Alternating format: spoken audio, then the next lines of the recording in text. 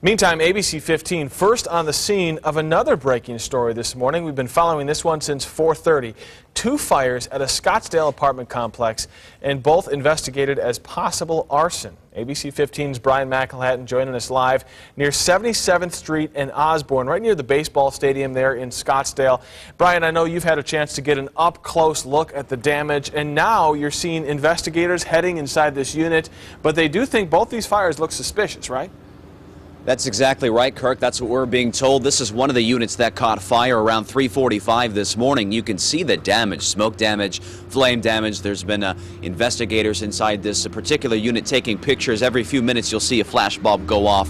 They're taking pictures so they can gather evidence. We're told there were two fires here at the Scottsdale Springs apartment complex. The one in this unit began at 3:45.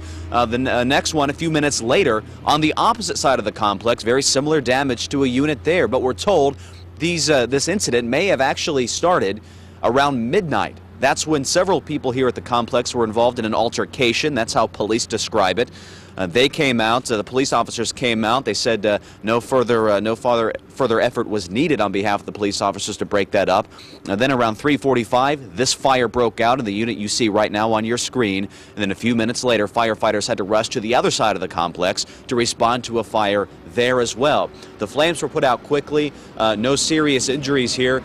10 people initially displaced from neighboring apartments. They've all been allowed to return to their units now. Only 2 people have been displaced, a person in this unit and then another unit as well. So thankfully no injuries, but police say this is a potential arson case, and that is how they're treating it as of right now, Kirk. And Brian, I know you had said earlier that some of the nearby apartments, they had their doors open to get the smoke out of there. Do we know if there's any residual smoke damage, or does it sound like everyone's gotten back into their apartments already?